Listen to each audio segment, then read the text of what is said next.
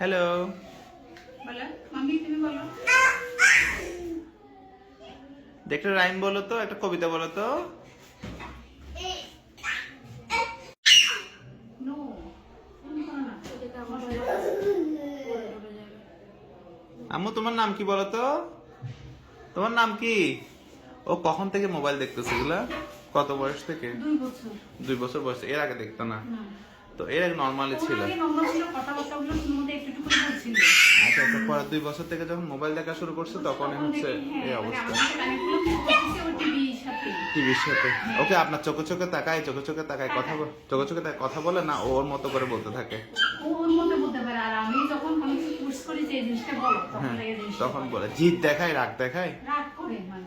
রাগ দেখায়। অন্য অন্য বাচ্চাদের সাথে মিশতে পারে, অন্য বাচ্চাদের সাথে মিশে না, মারধর করে বা না, মিশতে চায় নতুন করে না, এমনি খেলাধুলা করে, কিন্তু যে একদম বসে বসে খেলতে দেবে ওইরকম না। ওরকম বসে বসে খেলতে পারে না। ওকে নিজের খেলনাগুলো নিচে গুছিয়ে রাখতে পারে না, ওটা এলোমেলো করে রাখে। আবার যদি যখন এগুলো সবগুলো বোঝাও আমি দেখাই, তখন সুন্দর করে বোঝাই। আচ্ছা আচ্ছা আচ্ছা, ওরকম মানে এক জায়গায় স্থির থাকতে পারে না, একটু না, অস্থির অস্থির, দুষ্টুমি, একটু হ্যাঁ। মানে দুষ্টুমি করে বেশি, ওইরকম করে। খাওয়া দাওয়া ঠিকঠাক মতো করতেছে? ঠিক আছে। আম্মু বলো না তোমার নাম কি বলো? তোমার নাম কি? নাম বলতে পারে, দু একটা কথাবার্তা বলতে পারে?